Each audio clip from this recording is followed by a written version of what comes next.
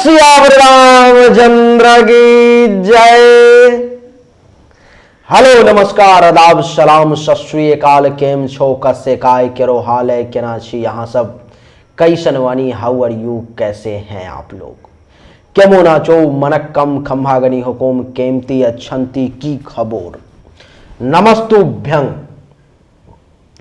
उम्मीद करता हूं कि आप लोग बहुत अच्छे होंगे, स्वस्थ होंगे, दुरुस्त होंगे और आपका समय ईश्वर के कृपा से बहुत बढ़िया बीत रहा होगा। देवी और सज्जनों, आज के इस वीडियो में मैं राजा मिश्रा चर्चा करने जा रहा हूं दैनिक राशि फल के बारे में कि मेष से लेके मीन राशि तक का समय 13 और 14 अक्टूबर का कैसा रहेगा, किस मामले में बढ़िया रहेगा तो किस मामले में खराब रहेगा। देवी और सज्जनों, कई बार लोग प्रश्न कर देते हैं कि क्या आपके बस में किसी के भाग्य को बदलना है? क्या आप किसी बुरे समय को अच्छा करने की क्षमता रखते हैं? अगर ऐसा नहीं कर सकते तो फिर क्या मतलब है जन्म कुंडली दिखाने का? क्यों जन्म कुंडली दिखाया जाए? देवी और सज्जनों, महर्षि बड़ा प्रेम से इसका उत्तर देते हैं। कहते हैं, ललाट पट्टे लिखिता विधात्रा खष्ठी दिने या मालिगा जा ताम जन्म पत्रिम प्रकटिम विधत्ते दीपो यथा वस्तु धनांधकारे।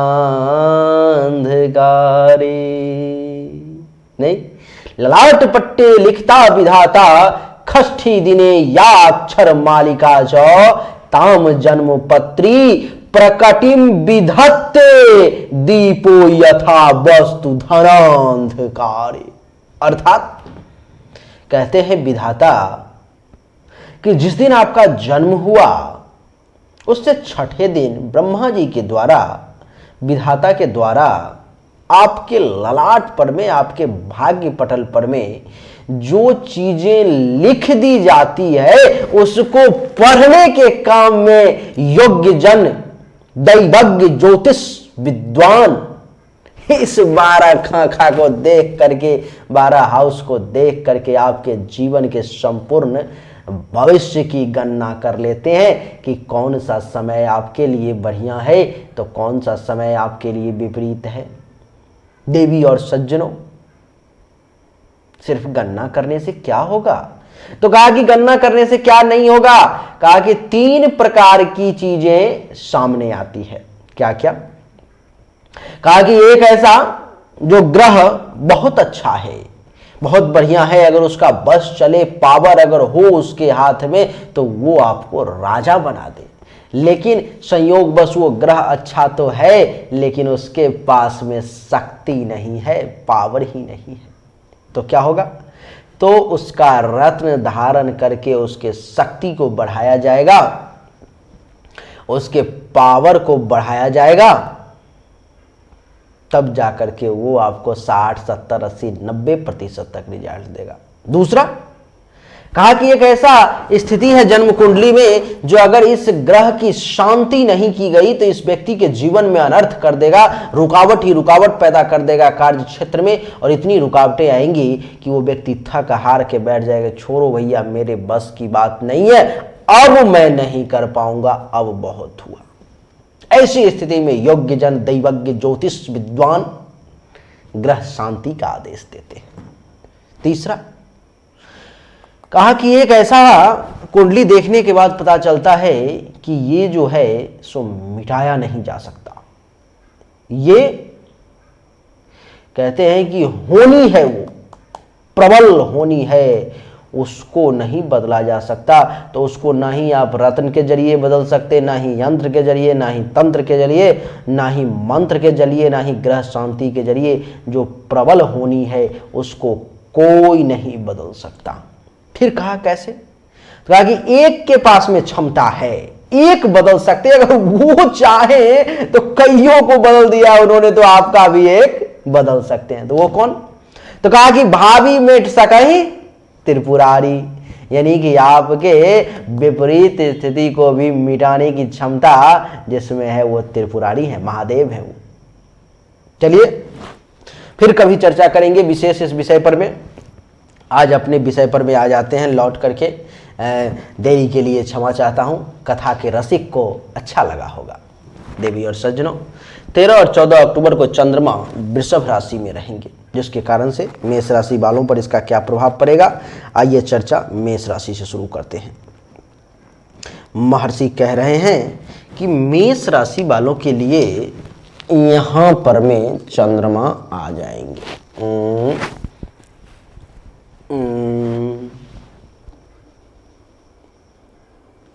कहां पे आ जाएंगे? तो यहां पर में मेष राशि वालों के लिए चंद्रमा आ जाएंगे। किसके लिए? तो मेष राशि वालों के लिए। कुंडली के दूसरे भाव में मेष राशि वालों के लिए चंद्रमा के आने के कारण महर्षि क्या कह रहे हैं? महर्षि कह रहे हैं कि इस समय में मेष राशि वाले जातक को असंतोष की प्राप्ति होगी। इस समय में आप संतुष्ट नहीं रहेंगे। इस समय में मन जो है सो असंतोष की तरफ आगे बढ़ेगा। कितनी भी चीज़ें सामने होने के बाद, प्राप्ति के बाद भी आपको कहते हैं ना कि संतोषम परमम सुखम, वो सुख आपको इस समय में नहीं मिलेगा। मेष राशि वाले कहते हैं कि चंद्रमा के दूसरे भाव में बैठने के कारण इस समय में मेष राशि वाले लोगों को अपने ही लोगों के साथ, कुटुंब के साथ, परिवार के लोगों के साथ टेंशन, तनाव की स्थिति सामने आ सकती है, नहीं बनेगी। इस समय में थोड़ा सा सावधान रहना है 13 और 14 अक्टूबर को, क्योंकि नेत्र से संबंधित अथवा कोई और बीमारी भी अगर आपको है तो वो इस समय में थोड़ा ज़्यादा परेशान कर सकती है, इसलिए सावधान।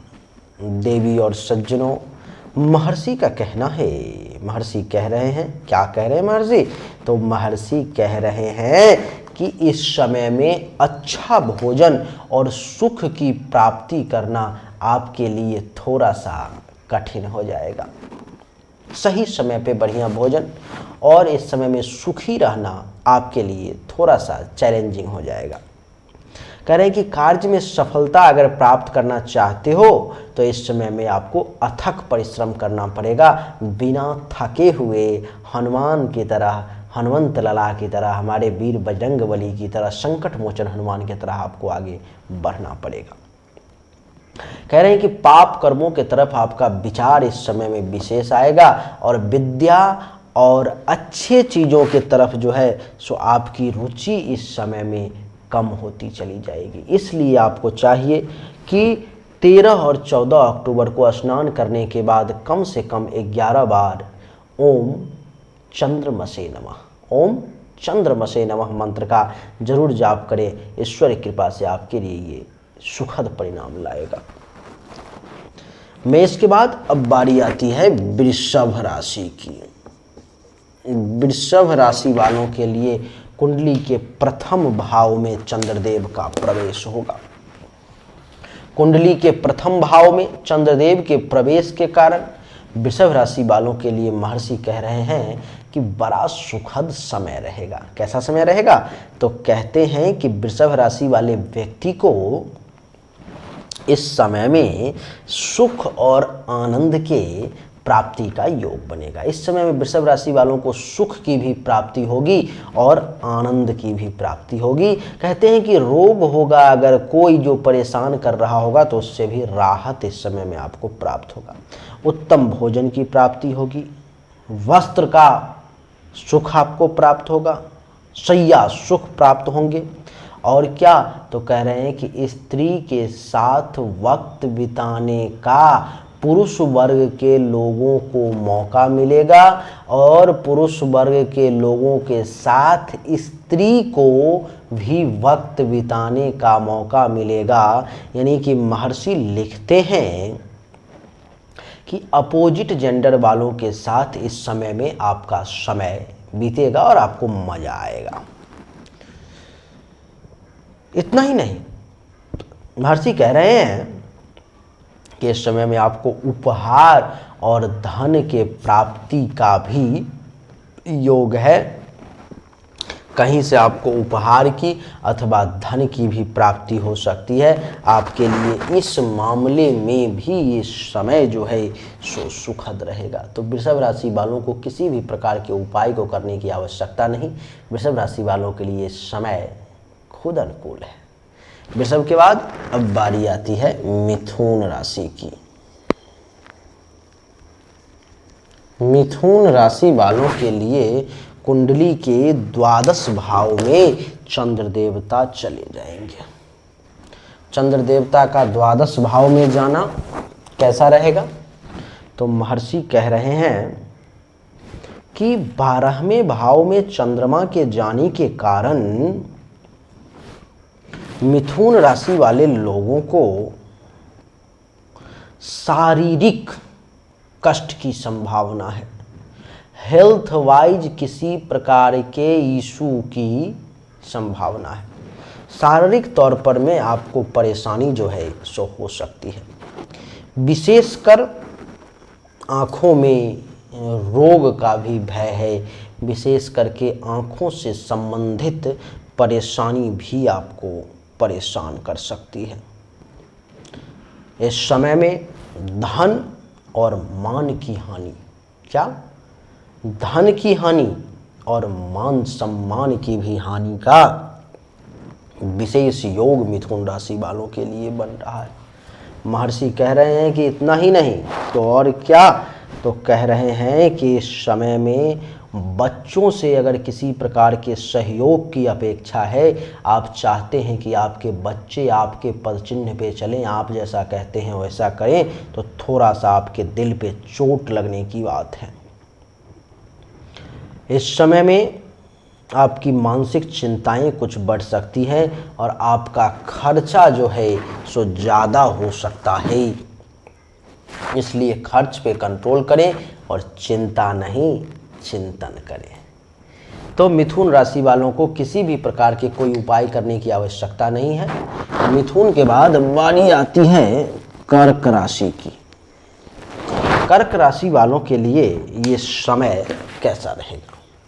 देवी और सज्जनों, कुंडली के एकादश भाव में चंद्रमा के बैठने के कारण कर्क राशि वालों के लिए महर्षि कह रहे हैं कि आपके आय में वृद्धि का योग बन रहा है। आपका आय जो है, आपकी आमदनी जो है, इन 2 दिनों में कुछ बढ़ जाएगी। व्यापार में भी पर्याप्त लाभ के योग बन रहे हैं। और क्या, तो कह रहे हैं कि पुत्रादि का सुख भी आपको हर मामले में प्राप्त होगा। इस समय में कर्क राशि वालों के जो बच्चे हैं वो उनका कहना मानेंगे। आप देखेंगे कि आपकी इनकम थोड़ी सी बढ़ गई है और कुछ बिजनेस में लाभ भी मिलता हुआ नजर आएगा। देवी और सज्जनों, इस समय में उत्तम भोजन समय पर मिलेगा। बढ़िया खाना, उत्तम भोजन आपको समय पर मिलेगा। मित्रों के साथ हास परिहास करने का सुअवसर भी प्राप्त होगा। इतना ही नहीं, इस समय में पुरुष वर्ग को अथवा स्त्री वर्ग को जो जिसके साथ वक्त बिताना चाहते हैं, स्त्री को पुरुष का सुख, पुरुष को स्त्री के सुख का भी योग बनेगा। कह रहे हैं कि प्रफुल्लित मन रहेगी और महत्वाकांक्षाओं की पूर्ति की ओर इस समय में आप अग्रसर होंगे। यानी कि मन भी प्रफुल्लित और इच्छा पूर्ति की तरफ भी बेबी स्टेप लेंगे। कह रहे हैं कि स्त्री पक्ष से भी लाभ की संभावना है और जो लोग तरल पदार्थ का कार्य करते हैं उनका तो कहना ही क्या, उनके लिए तो समय बहुत ही अच्छा है। कर्क के बाद अब बारी आती है सिंह राशि की। सिंह राशि वालों के लिए ये समय कैसा रहेगा? तो महर्षि कह रहे हैं कि कुंडली के 10वें भाव में चंद्रमा के बैठने के कारण, कुंडली के 10वें भाव में चंद्रमा के बैठने के कारण इस समय में सिंह राशि वाले लोगों के अभिष्ट कार्यों की सिद्धि के योग बन रहे हैं। आप जो इच्छा थी, आप जिस कार्य को करना चाह रहे थे, जो पूरा नहीं हो पा रहा था, ईश्वर की कृपा से इस समय में वो कार्य पूरा हो सकता है। कह रहे हैं कि इस समय में आप जो भी कार्य करना चाह रहे हैं, सभी कार्य बहुत सरलता के साथ, आसानी के साथ, कम परिश्रम में पूर्ण हो जाएंगे। देवी और सज्जनों, कहते हैं कि जातक का स्वास्थ्य जो है इस समय में अच्छा रहेगा। हेल्थ वाइज भी अगर किसी प्रकार की परेशानी थी, इशू थी, तो उसमें भी इस समय में आपको राहत मिलेगी। कह रहे हैं कि राज्य की ओर से, सरकार की ओर से, मालिक की तरफ से, इन सब के तरफ से आपको धन और संपत्ति प्राप्ति का भी योग बन रहा है, और धन संपत्ति के साथ साथ मान सम्मान की प्राप्ति का भी योग दे रहे हैं आपके लिए चंद्रदेव। सिंह राशि वाले, आपके लिए कह रहे हैं कि नौकरी में पदोन्नति का भी योग बनेगा, प्रमोशन भी आपके लिए आएगा, उच्चाधिकारी आपसे प्रसन्न होंगे, और उत्तम गृह का अथवा अपने ही घर में इस समय में उत्तम गृह का अनुभव होगा, और उत्तम गृह का सुख भी आपको प्राप्त होगा। सिंह के बाद अब बारी आती है कन्या राशि की। कन्या राशि वालों के लिए कुंडली के छठे भाव में चंद्रदेव का प्रवेश, कुंडली के नवम भाव में चंद्रमा का प्रवेश हो। चंद्रमा का प्रवेश कुंडली के नवम भाव में आपके लिए शुभ संकेत नहीं। कह रहे हैं कि 13 और 14 अक्टूबर को नवम भाव में चंद्रमा के आने के कारण मालिक के तरफ से, सरकार के तरफ से, ऑनर के तरफ से, राज्य के तरफ से, जहां रहते हैं उस जगह से किसी प्रकार के परेशानी के आने की संभावना दिखाई दे रही है। इस समय में बिजनेस व्यवसाय अगर आप करते हैं तो बहुत सावधानी बरतने की आवश्यकता है, क्योंकि व्यवसाय में भी धन हानि के योग बन रहे हैं। आपको धन की हानि हो सकती है। देवी और सज्जनों, महर्षि का कहना है कि इस समय में बच्चों के साथ ज़्यादा बहस करने का प्रयास ना करें, नहीं तो पुत्रों से मतभेद का भी योग बन रहा है। आपके बच्चों के साथ आपका संबंध इस समय में बहुत अच्छा नहीं रहेगा। कह रहे हैं कि उनका स्वास्थ्य भी इस समय में नरम पड़ सकता है। आपके बच्चों का उधर की कुछ परेशानी आपको परेशान कर सकती है, पेट से संबंधित परेशानी कुछ आपको परेशान कर सकती है। और आपकी जानकारी के लिए बता दूं कि इस समय में भाग्य भरोसे बिल्कुल ना बैठे। ऐसा बिल्कुल ना सोचें कि भाग्य भरोसे बैठने से आपका काम हो जाएगा, बिल्कुल नहीं। इस समय में अपने कर्म पथ पर बढ़ने का प्रयास करें। वर्क की जो वर्शिप के फॉर्मूले को अपनाएंगे तो ही आपको सफलता मिलेगी। शत्रु परेशान करने का कुछ प्रयास कर सकता है, लेकिन आप थोड़ा सतर्क रहेंगे तो आपका बाल भी बांका नहीं कर पाएगा। कन्या के बाद बारी आती है तुला की। तुला राशि वालों के लिए कुंडली के अष्टम भाव में चंद्रदेव का प्रवेश होगा। कुंडली का अष्टम भाव कुछ मामलों में अच्छा नहीं माना जाता, लेकिन ऐसा नहीं है कि अष्टम भाव अच्छा होता ही नहीं है। अष्टम भाव अच्छा होता है, लेकिन आपके लिए इस समय में चंद्रमा के अष्टम भाव में बैठने के कारण रिजल्ट बहुत अच्छा आपके सामने में नहीं आएगा। देवी और सज्जनों, आपके लिए बता दूं कि कुंडली के अष्टम भाव में चंद्रमा के बैठने के कारण आपको अपच की शिकायत कुछ परेशान कर सकती है। अपच, गैस, सर्दी, खांसी, जुकाम, इन सब की समस्या कुछ परेशान कर सकती है। इस मामले में थोड़ा सा सावधान रहें। महर्षि कह रहे हैं कि झगड़ा और विवाद से थोड़ा सा बच करके रहने की विशेष आवश्यकता है। नहीं तो किसी से टकरा गए, किसी को कुछ कह दिया, अरे किससे लड़ना है, ये भी जरा अपने लेवल वालों से लड़ने में मज़ा है। कहाँ रिक्शा वाले, ठेले वाले, और कहाँ अपने से गरीब लोगों को दबाने में मज़ा थोड़ी है। अपने से कमज़ोर लोगों को दबाने में मज़ा थोड़ी है। लड़ना ही है तो किसी अपने बराबरी वालों से लड़ना चाहिए, जो जिससे लगे कि हाँ लड़ा। अब किसी गरीब को, किसी रिक्शे वाले को, किसी ठेले वाले को, किसी दुकानदार को गाली दे रहे हो, डांट रहे हो, क्या मतलब उसका? कोई मतलब नहीं होगा। संभल के चलें। किसी प्रकार की मानसिक कलेश आपको परेशान कर सकता है, किसी प्रकार की जो है मेंटली स्थिति विपरीत हो सकती है, जो आपके लिए घातक साबित हो सकती है। कह रहे हैं कि नियत समय पे अच्छा भोजन प्राप्त करने में थोड़ा सा परेशानी का सामना करना पड़ेगा। सही समय पर में सही भोजन करने में थोड़ा परेशानी होगी। और बता दूं कि अचानक से किसी महान कष्ट, किसी बड़ी कष्ट के आने की संभावना है, उसके लिए तैयार रहें। धन हानि के भी योग है, उसके लिए भी आप पूरा सतर्क रहेंगे तो आपके लिए अच्छा रहेगा। तुला के बाद वृश्चिक।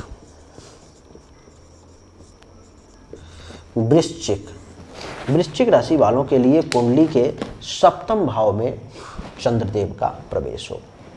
कुंडली के सप्तम भाव में चंद्रमा का बैठना महर्षि कह रहे हैं कि आपके लिए धन लाभ का संकेत दे रहा है। कहीं से आपके पास पैसा आ सकता है, धन का लाभ हो सकता है। इस समय में जो विवाहित जोड़ी है अथवा जो प्रेमी प्रेमिका हैं, उनको पर्याप्त काम सुख की भी प्राप्ति का योग बन रहा है। सेक्सुअल सेटिस्फैक्शन ईश्वरीय कृपा से इस समय में आपको प्राप्त हो सकता है। छोटी छोटी अगर यात्राएं भी करते हैं आप, तो आपके लिए ये लाभदायक साबित होंगी। महर्षि कह रहे हैं कि वाणिज्य और व्यवसाय में वृश्चिक राशि वालों को इस समय में कुछ लाभ की प्रबल संभावना दिखाई दे रही है। उत्तम भोजन, क्षीर आदि पेय पदार्थ के साथ शयन सुख की प्राप्ति का योग बनेगा। स्वास्थ्य भी अच्छा रहेगा। वाहन तथा ख्याति की प्राप्ति भी होगी। हर मामले में जो है सो आपके लिए समय ये वृश्चिक राशि वाले बेहतरीन रहने वाला है, घबराने की आवश्यकता नहीं है। वृश्चिक के बाद धनु राशि वालों के लिए समय कैसा रहेगा? धनु कुंडली के छठे भाव में चंद्रमा रहेंगे। महर्षि कह रहे हैं कि छठे भाव में चंद्रमा के आने के कारण आपको धन लाभ के प्राप्ति का योग बन रहा है। धनु को धन लाभ मिलेगा। महर्षि कह रहे हैं कि इस समय में आपका स्वास्थ्य भी अच्छा रहेगा। हेल्थ वाइज भी किसी प्रकार की परेशानी नहीं आएगी। यश और आनंद के प्राप्ति का विशेष योग बन रहा है। महिलाओं से धनु राशि वालों का इस समय में संपर्क ज्यादा बढ़ेगा। अपने घर में ही सुख की अनुभूति होगी और आप सुखद रहेंगे। शत्रु पराजय होंगे, रोग का नाश होगा, परंतु खर्चा थोड़ा सा ज्यादा होगा। धनु के बाद बारी आती है किसकी? मकर राशि की। मकर राशि वालों के लिए कुंडली के पंचम भाव में चंद्रमा का प्रवेश रहेगा। पंचम भाव में चंद्रमा के प्रवेश के कारण आपको बता दूं कि मकर राशि वालों को यात्रा में कष्ट की संभावना है। संभल कर चलेंगे, ज़्यादा अच्छा रहेगा, नहीं तो दुर्घटना भी हो सकती है। कार्य सफल होने की संभावना इस समय में बहुत ही कम है, बहुत कम। मन में अशांति रहेगी, मन इस समय में शांत नहीं रहेगा। धन हानि की भी प्रबल संभावना है। पेट से संबंधित किसी प्रकार की शिकायत जो है सो मकर राशि वालों के लिए सामने आ सकती है। आपको बता दूं कि इस समय में मकर राशि वालों के लिए काम वासना की अधिकता रहेगी और आप उचित सलाह किसी को नहीं दे पाएंगे। मकर राशि वाले थोड़ा सा सावधान रहें। मकर के बाद बारी आती है कुंभ राशि की। कुंभ राशि वालों के लिए कुंडली के चतुर्थ भाव में चंद्रमा रहेंगे। कह रहे हैं कि चतुर्थ भाव में कुंभ राशि वालों के लिए चंद्रमा के रहने के कारण आपको अपने ही लोगों से, स्वजन से ही विवाद का योग बन गया। अपने ही लोगों के साथ किसी कारणवश टेंशन तनाव की स्थिति सामने आ सकती है। अपने ही लोगों के साथ झगड़ा हो सकता है। छाती में किसी प्रकार की विकार की संभावना है। चित्त चंचल, मन चंचल रहेगा। भोजन एवं नींद सही समय पर में मिल जाए तो ईश्वर का शुक्रिया अदा करें। क्योंकि इस समय में सही समय पे मिलना मुश्किल है। जल और स्त्री जाति दोनों से भय है आपको, स्त्री जाति को पुरुषों से भी भय है। सावधानी के साथ संभल करके चलने की विशेष आवश्यकता है। और क्या तो और कह रहे हैं कि समाज में ऐसे जगहों पर जाने से इस समय में आपको बचना चाहिए जहां पर में अपमान का डर है। और स्त्री सुख में कमी है पुरुषों को, इसलिए इस समय में सावधान रहें। जमीन, मकान, गाड़ी, घोड़ा, बंगला, अचल संपत्ति के रिगार्डिंग टेंशन तनाव में नहीं पड़ेंगे तो आपके लिए ज़्यादा अच्छा रहेगा, नहीं तो परेशानी सामने आ जाएगी। कुंभ के बाद बारी आती है मीन राशि की। मीन राशि वालों के लिए ये समय कैसा रहेगा? देवी और सज्जनों, मीन राशि वालों के लिए महर्षि कह रहे हैं कि कुंडली के तीसरे भाव में चंद्रमा के बैठने के कारण आपको अचानक से धन के प्राप्ति का योग बन रहा है। धन लाभ होने की संभावना दिखाई दे रही है। करें कि कपड़ा भी कुछ मनपसंद पहनने को मिल सकता है, खरीद सकते हैं। एक आध शर्ट ही क्यों ना पसंद आई, एक आध ही कपड़ा क्यों ना पसंद आए, लेकिन आप ले सकते हैं। करें कि स्वास्थ्य भी आपका अच्छा रहेगा। स्वास्थ्य संबंधी भी कोई विशेष परेशानी इस समय में आपको परेशान नहीं करेगी। शत्रु पर विजय प्राप्त करेंगे। दुश्मन इस समय में आपको नुकसान नहीं पहुंचा पाएगा। आप उसको भले ही नुकसान पहुंचा दें और अगर वो प्रयास भी करेगा तो उसके छाती पे झंडा गाड़ करके अपना विजय पताका फहरा देंगे। मन प्रसन्न रहेगा। प्रेमी प्रेमिका अथवा जीवन साथी के साथ सहवास का सुख भी प्राप्त होगा। आपको उनके साथ हमेशा रहना, जिनके साथ अच्छा लगता है उनके साथ वक्त बिताने के लिए ईश्वर आपको इस समय में 13 और 14 अक्टूबर को दे सकते हैं मौका। महर्षि कह रहे हैं कि इतना ही नहीं, इस समय में बंधुजनों से भी, यानी कि भाई, बंधु, दोस्त, इष्ट मित्र, बहन, इन सब से भी कुछ न कुछ लाभ की संभावना दिखाई दे रही है। व्यक्तियों से आपका संपर्क बढ़ेगा। आपका आपके अगल बगल के लोगों के साथ, जिनके साथ संपर्क नहीं था, जहाँ पे दोस्ती नहीं थी, वहाँ भी बातें आगे बढ़ेंगी। और ईश्वर की कृपा रहा तो 13 और 14 तारीख को आपको भाग्य का भी बढ़िया सपोर्ट मिलेगा। भाग्य भरोसे भी आप इस समय में काम जो है सो कर पाएंगे। हर मामले में समय आपके लिए बड़ा सुखद और बढ़िया रहने वाला है। मीन राशि वाले, मीन राशि वालों को किसी भी प्रकार के चिंता करने की आवश्यकता नहीं है। इस समय में धर्म का कार्य भी करने का मीन राशि वालों को मौका मिलेगा। कुछ तीर्थ यात्रा, कुछ व्रत भी कर सकते हैं। यश में वृद्धि होगी। ससुराल से कुछ लाभ मिलने की संभावना। संत महात्मा, ऋषि मुनि, ब्राह्मण, आचार्य, इनका भी आशीर्वाद आपको प्राप्त होगा। और आपके पराक्रम में इस समय में खूब वृद्धि होगी। बहुत पराक्रमी बने रहेंगे आप। धैर्य भी आपका पूरा मजबूत रहेगा। गुप्त शत्रु जो था, जो आपको पीछे से सुई चुभोने की, कील चुभोने की कोशिश कर रहा था, प्रयास में था कि मुख में राम बगल में छुरी वाली बात करने के लिए, उससे भी इस समय में आप राहत में रहेंगे। गले, नाक, कान, श्वसन अंग से संबंधित परेशानी भी जो है सो अगर कोई है तो इस समय में राहत मिलेगी। और भुजाओं में बल का प्रवाह होगा और इस समय में अपने आप को आप बलशाली महसूस कर सकते हैं। देवी और ये थी 13 और 14 अक्टूबर की राशिफल, जो उम्मीद करता हूं कि आप लोगों ने एक एक करके बहुत संक्षिप्त में अच्छे तरीके से समझ लिया होगा।